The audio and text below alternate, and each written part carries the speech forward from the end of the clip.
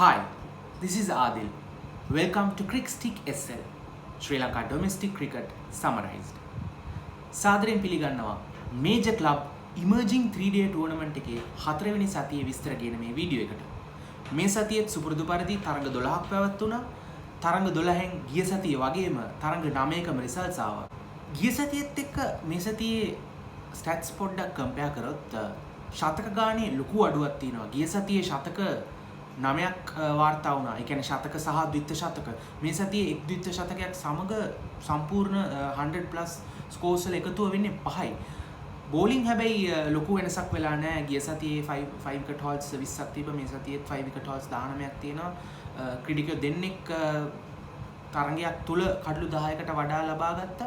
ඉතින් පන්දු යැවීමේ ලොකු පන්දු යැවීම් දස්කම වල ලොකු වෙනසක් නැහැ. හැබැයි පිටිකරණයෙන් ලොකු අඩුවක් තියෙනවා. අපි ටෝටල්ස් බැලුවොත් අපි ඉස්සරහට මැච් එක බලද්දී ඒගොල්ලන්ට තේරෙයි සෑහෙන අවස්ථාවලදී ලකුණු 100ට අඩුවෙන් දැවි ගිහින් තියෙන මෙම කණ්ඩායම. ඒකට එක හේතුවක් වෙන්න පුළුවන්. දැන් ගිය සතියේ හොඳට පර්ෆෝම් කරපු ක්‍රීඩකයෝ මේ සතියේ වෙද්දී නැහැ ඉමර්ජිං ටූර්නමන්ට් එකේ. මොකද ඒගොල්ලන් NSL ටීම්ස් වලට කැඳවනවා. මොකද ඒගොල්ලන් ෆෝම් එකේ ඉන්න නිසා. මේ සතියේත් හොඳට පර්ෆෝම් කරපු ප්ලේයර්ස්ලා ලබන සතියේ වෙද්දී ලබන සතියේ තියෙන NSL මැචස් වලට කැඳවීම් ලැබිලා තියෙනවා කියලා අපිට මේ වෙද්දී ආරංචි වෙන. එතකොට ලබන සතියේ වෙද්දී ඒ ක්‍රීඩකයොත් නැති වෙයි. සමහරවිට NSL එකේ හිටපු ස්ථාන අහිමි වෙච්ච ක්‍රීඩකයෝ නැවත ඉමර්ජිං ටූර්නමන්ට් එකට එන්න පුළුවන්. එහෙම නැත්නම් අලුත්ම ක්‍රීඩකයෝ එන්න පුළුවන්. ඒ අලුත් ක්‍රීඩකයෝ හුඟක් වෙලාවට පාසල් වලින් ගන්න.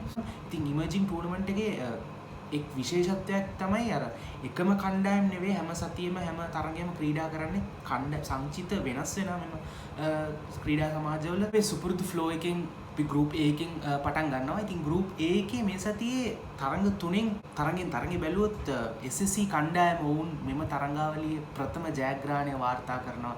ප්‍රථම තරඟ දෙකම පරාජයට පත් වෙලා ඊට පස්සේ කලින් මැච් එකේ තමයි ඒගොල්ලන් ෆස්ට් ඉනින් වින් එකක් වාර්තා කරගත්තේ. මෙහිදී ඔවුන් ලංකන් කණ්ඩායම පාසුවෙන් පරාජයට පත් කරලා ජයග්‍රහණය කරනවා. නායක කමිදු නදීෂන් ඔව් මෙම ප්‍රථම වතාවට මේ තරඟේ කණ්ඩායමේ නායකත්වය දරන්නේ ශ්‍රී ලංකා 19න් 15 නියෝජනය කරපු ක්‍රීඩකයෙක්. ඔව් ලෙග් ස්පිනර් කෙනෙක් හැටියට තමයි ගොඩක් දන්නේ. උනාට මෙතනදී ඔව් නම්බර් 6 ක්‍රීඩා කරන්නේ ඕල් රවුන්ඩර් හැටියට ක්‍රීඩා කරලා ශතකයක් වාර්තා කරනවා. වීඩියෝ එකේ මුලින්ම කිව්වා මේ සතියේ ලොකුවට ප්ලේයර්ස්ලා බැට්ස්මන්ලා ලකුණු අතරට ඇවිල්ලා තිබ්බේ නැහැ කියලා. ඉතින් මේම තරගයේම අපිට හොඳටම ඒක තේරෙනවා ලංකන් කණ්ඩායම ඉනිම් දෙකේම ලකුණු 100 අභිබවා යන්නේ නැහැ. ප්‍රථම ඉනිම 52යි දෙවෙනි ඉනිමේ ලකුණු 80ට දැවි යනවා. පන්දු යැවීම ගත්තොත් SSC කණ්ඩායමේ කලන පෙරේරා සහ කේෂාන් විජේරත්න කඩලු 5 බෙදා ගන්නවා ෆස්ට් ඉනින්ස් එකේ. දෙන්නම වේග පන්දු යවන්නෝ ආරම්භක වේග පන්දු යවන්න දෙන SSC කණ්ඩායම. කලන පෙරේරා කියන්නේ ශ්‍රී ලංකා 19 15 නියෝජනය කරපු වමත් වේග පන්දු යවන්නේ. කේෂාන් විජේරත්න කුරුණෑගල මලියදේව විද්‍යාලයෙන් එන ක්‍රීඩකෙක්. ඉතින් දකුණුවත් වේග පන්දු යවන්නේ. දෙවනි ඉනිමෙත් කලන පෙරේරා කඩලු 3ක් දවා ගන්නවා. කේෂාන් කඩලු 2ක් සහ ඉතුරු කඩලු 5නුත් දෙකක්ම යන්නේ තේවේන්ද්‍රම් දිනෝෂන් යාපනයෙන් එන වේග පන්දු යවන්නෙක්. ඉතින් දඟපන්දු යවන්නෙක්ට මුළු තරගයේම SSC කණ්ඩායමේ යන්නේ කඩලු 3 එක විශ්ව සේනාධීරයට. වේග පන්දු යවන්නන් කඩලු 20න් 17ක්ම දවාගෙන ඉතා පහසුවෙන් ජයග්‍රහණය කරනවා SSC කණ්ඩායම. අපි ඊළඟ තරගය බැලුවොත් CCC සහ මුවස් අතර තරගය ජයපරාජයෙන් තොරව නිමා වෙන්නේ. CCC ඔවුන්ගේ ප්‍රථම මීට පෙර තරගය ලංකන් හමුවේ පරාජයටපත් වුණා. මේදිත් ඔවුන්ට ෆස්ට් ඉනිං ලස්සට තමයි හිමි වෙන්නේ. ඔවුන්ගේ අපිට පැහැදිලිවම පේනවා ක්‍රීඩකයින්ගේ පොඩි හිඟයක් තියෙනවා. මොකද මුල් තරඟවල නායකත්වය දරපු පවන්ත වීරසිංහ වැනි ක්‍රීඩකයෝ NSL තරගයට ගිහිල්ලා තියෙනවා. දැන් නමුත් මාලිංග අමරසිංහ, අම්ෂි ඩිසිල්ලා, අංජල බණ්ඩාර, සොනාල් දිනුෂ වැනි ශ්‍රී ලංකා 19 පාලන නියෝජනය කරපු ක්‍රීඩකයෝ ඉන්නවා. නමුත් ඔවුන්ට ටිකක් අමාරුලා දැන් SSC කණ්ඩායමේ මුල් සතිවල දැක්ක වගේ පොඩි අමාරු කාලයක් තමයි උන්ට මේ යන්නේ. මොකද උන්ගේ නිත්‍ය ක්‍රීඩකයෝ ඉමර්ජිං ටීම් එකේ නිත්‍ය ක්‍රීඩකයෝ උඟක් NSL තරඟාවලියට ගිහිල්ලා තියෙන නිසා අපි ලකුණු බැලුවොත් මුවස් කණ්ඩායම 278ක් ගහලා ෆස්ට් ඉනින් එක වින් කරනවා. CCC ලාගේ 240ට පස්සේ ෆස්ට් ඉනින් එක විශේෂ දස්කම් බැලුවොත් ස්ටෑන්ඩඩ් පර්ෆෝමන්ස් එක වෙන්නේ සුවත් මෙන්ඩිස් ප්‍රින්ස් ඔෆ් වේල්ස් කණ්ඩායම නායකත්වය දරූ ලෙග් ස්පිනර් කෙනෙක්. ඔහු කඩලු 5ක් දවාගෙන තියෙනවා CCC කණ්ඩායම වෙනුවෙන්. ප්‍රථම ඉනිමේ සහ පිටිකරණයෙන් බැලුවොත් මාලිංග අමරසිංහ මෙම සතියේත් ලකුණු 91ක් වාර්තා කරන දිනවා. ශතකයක් ගිය සතියේ ශතකයක් වාර්තා කරන මේ සතියේ ශතකය අහිමි වෙනවා. මුවස් කණ්ඩායමේ වමත් දඟ පන්දු යවන්න තීසන් ඉදිරියටත් අර ඔහු ඉන්න හොඳ ෆෝම් එක කන්ටිනියු කරනවා. මේ සතියේත් ඔහු ප්‍රථම ඉනිමේ කඩලු 4ක් දවාගෙන තියෙනවා.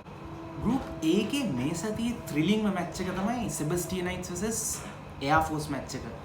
කටුනායක ක්‍රීඩා කරන තරඟය මේදී එයාර් ෆෝස් කණ්ඩායම ප්‍රථම ඉනිම 193යි සෙබස්ටියනයිට්ස් කණ්ඩායම 217ක් වාර්තා කරලා එයාර් ෆෝස් කණ්ඩායම දෙවන ඉනිමේදී ටිකක් හොඳ කම්බැක් එකක් දීලා 231ක් වාර්තා කරනවා.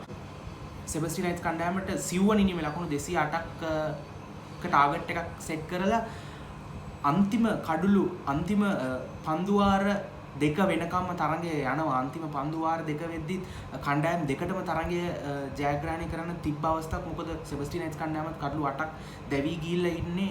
ඒ වෙද්දි අවසාන පන්දුවාර ටික වෙද්දි කොහමරි රිච්මන්ඩ් විද්‍යාලයෙන් එන විමුත් සප්නක විකට් කීපින් බැට්ස්මන් ඔහු කඩුල්ලේ කොහමරි රැඳී ඉඳලා එහා පැත්තෙන් විකට්ස් යද්දි ලකුණු 17ක් නොදෙවි රැස් කරගෙන ඔහු කොහමරි වුන් සෙබස්ටියනයිට්ස් කණ්ඩායම තරඟය ජයග්‍රහණය කරනවා. කඩලු දෙකකින් ඉතාමත් ළඟට ගිය මැච් එකක්. අපි ඕවරෝල් පර්ෆෝමන්ස් බැලුවොත් මේකේ ගොඩක්ම ෂයින් වෙන ප්ලේයර් තමයි තරිඳු රත්නායක. ඕන්න මතක ඇති දඹුල්ල ජයන්ට්ස් කණ්ඩායමට ක්‍රීඩා කරා LPL එකේ.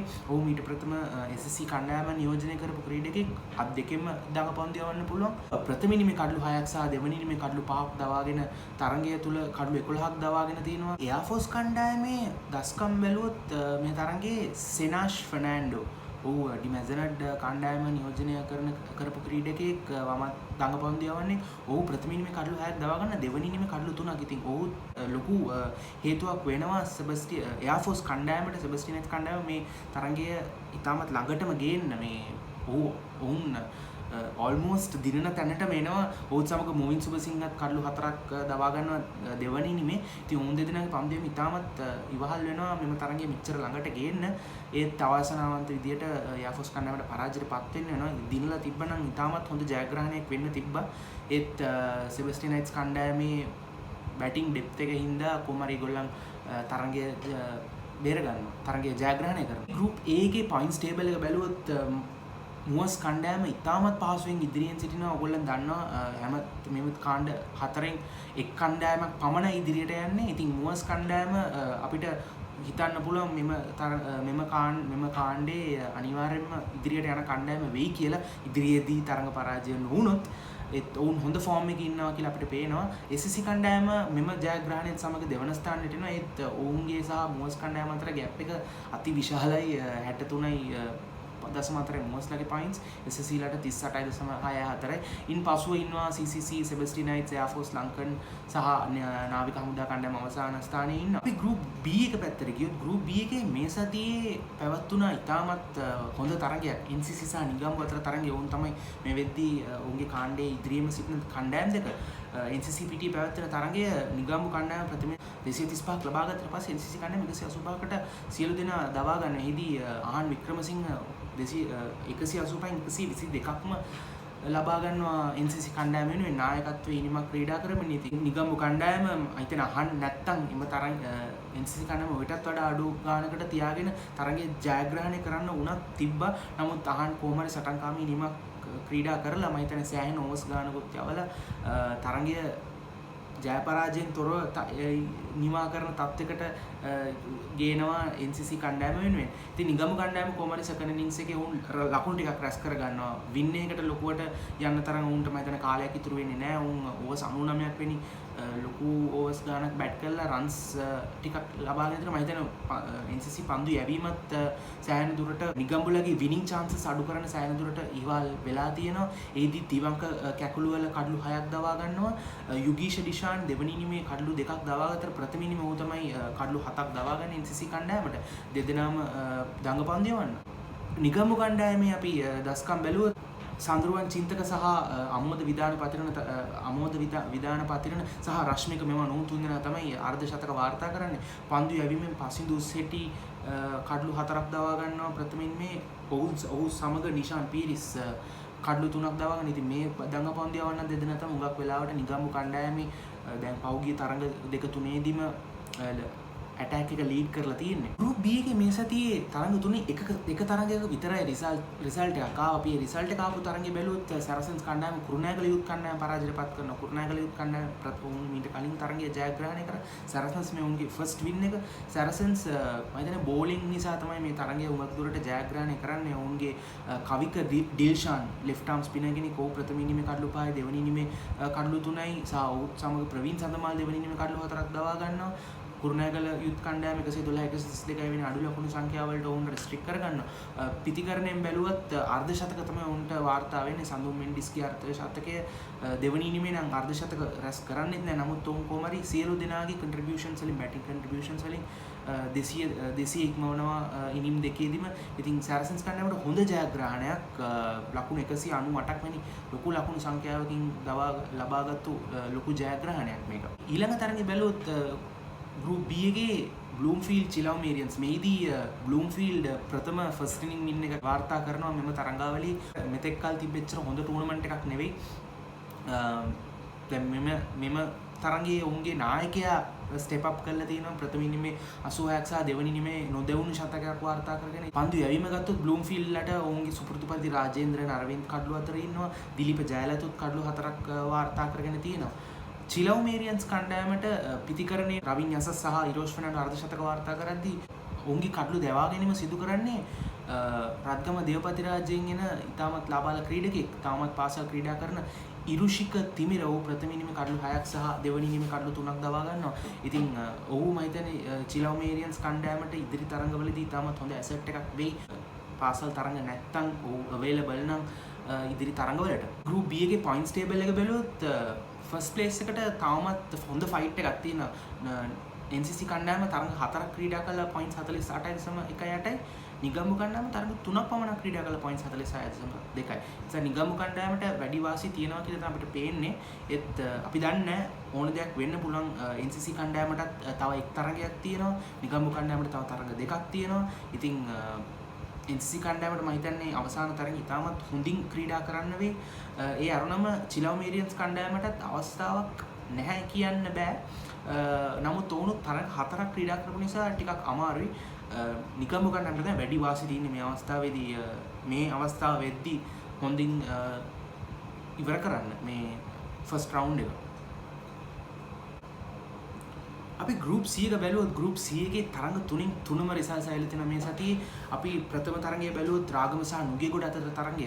රාගම ඉතාමත් පහසුවෙන් ජයග්‍රහණය කරන ඉනිමකින් සහ ලකුණු 192කින් අභිෂ්ක තරින්දු ඔහුගේ දෙවනි ද්විත්ව ශතකය වාර්තා කරන මෙම තරඟාවලියේ.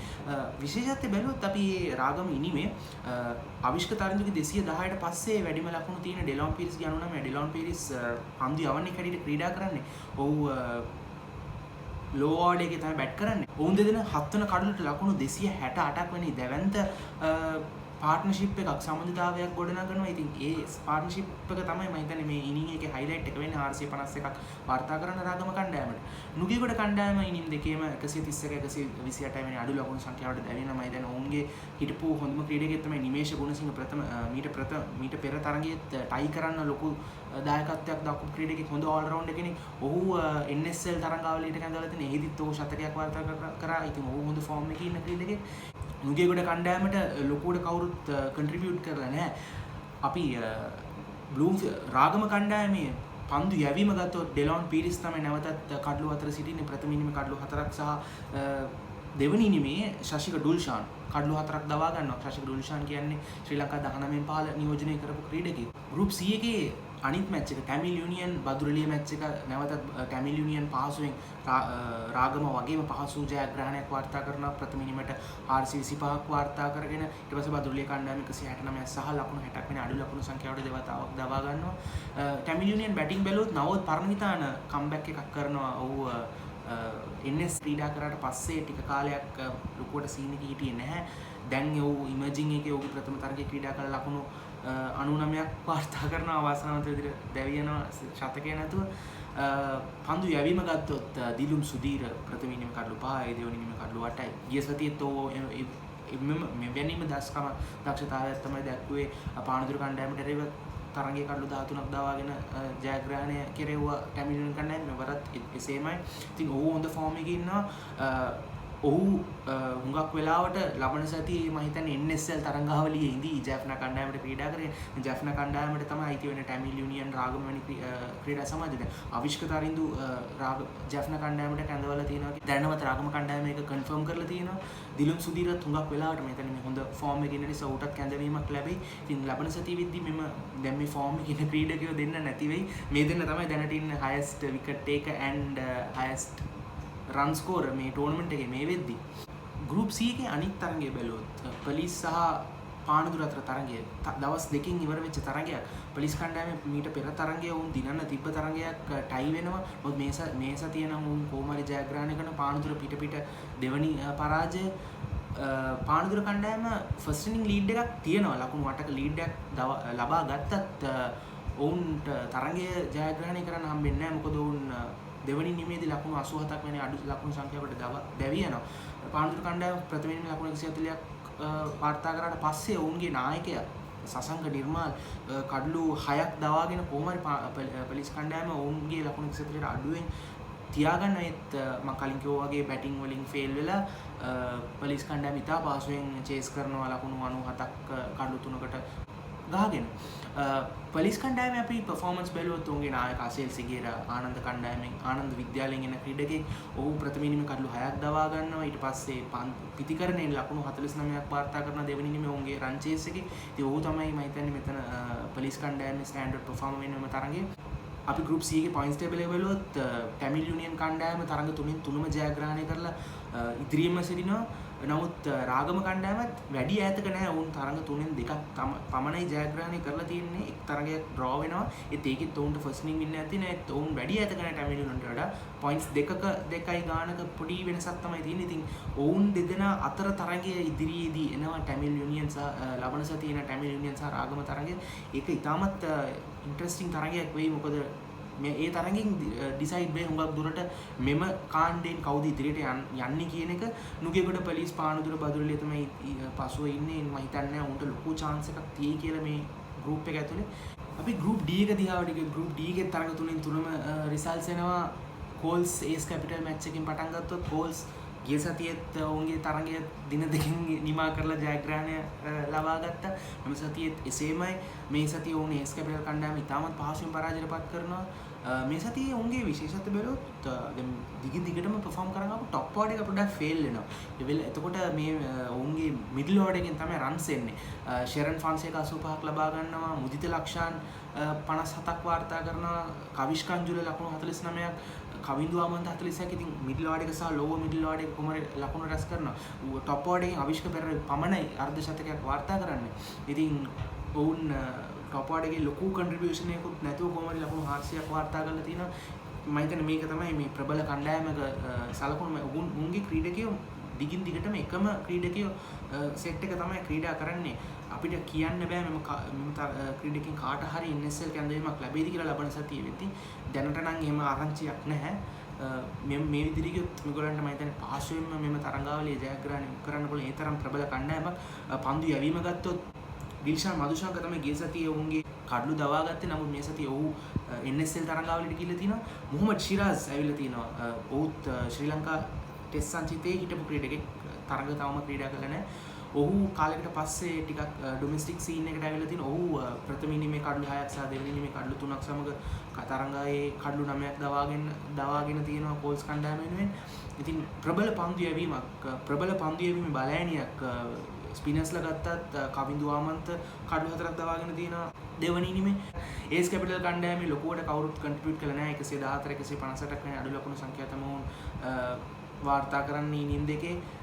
අර්ධ ශතකයක් පමණක් තමයි වාර්තා වෙන්නේ ටෙරොන් බාස්කරන්ගෙන් දෙවෙනි ඉනිමේ ලකුණු 56. ඊළඟ තරගය බැලුවොත් KTC කණ්ඩායම මේ සතියේ අවුට් ක්ලාස් කරලා තියෙනවා ගෝල් කණ්ඩායම. KTC කණ්ඩායම ගිය සතියේ ඔවුන් පරාජයට පත් කරා ආමි කණ්ඩායම ප්‍රබල ආමි කණ්ඩායම පරාජයට පත් කරා ගිය සතියේ. නමුත් මේ සතියේ ප්‍රථම ඉනිමේ 74යි දෙවෙනි ඉනිමේ 68යි ඉතා අඩු ලකුණු සංඛ්‍යාවලට දැවියනවා ගෝල් කණ්ඩායම. ඉනිම් දෙකක් බැට් කරනවා. ලකුණු 207ක් වාර්තා කරන ප්‍රථම ඉනිමේ දෙවෙනි ඉනිමේ 169ක් වාර්තා කරනවා. බැටිං පර්ෆෝමන්ස් මේ තරගයේ පුරාවටම ලොකු බැටිං පර්ෆෝමන්ස් අපිට පේන්න නැහැ. අර්ධ ශතක තමයි තියෙන්නේ. අර්ධ ශතක ඩිල්ෂාන් කාංචන ප්‍රභාත් ඩිසොයිසා වාර්තා කරගන්නවා ගෝල් කණ්ඩායම වෙනුවෙන් කළුතර ටවුන් ක්ලබ් කණ්ඩායම වෙනුවෙන් කවුරුත් අර්ධශතක ලකුණු වාර්තා කරලම නැහැ උන් තරගයේ පුරාවටම. පන්දු යැවීමෙන් ගත්තොත් ගෝල් කණ්ඩායමේ කවිඳු දිල්හාර ප්‍රථම ඉනිමේ කඩලු 4ක් සහ දෙවනි ඉනිමේ කඩලු 5ක් දවා ගන්න. ඉතින් ඔහු තමයි ගෝල් කණ්ඩායමේ තරගයේ දිනවන්නේ. හුඟක් දුරට ගෝල් කණ්ඩායම ඉතා පහසුවෙන් ලකුණු 234කින් තරගයේ ජයග්‍රහණය කරනවා. අවසාන තරගය ගත්තොත් ආමි සහ BRC අතර තරගය පනාගොඩ ක්‍රීඩා කරන්නේ. ආමි ඔවුන්ගේ මීට පෙර තරගයේ පරාජයට පත් වෙලා යන්නේ KTC කණ්ඩායම හමුවේ.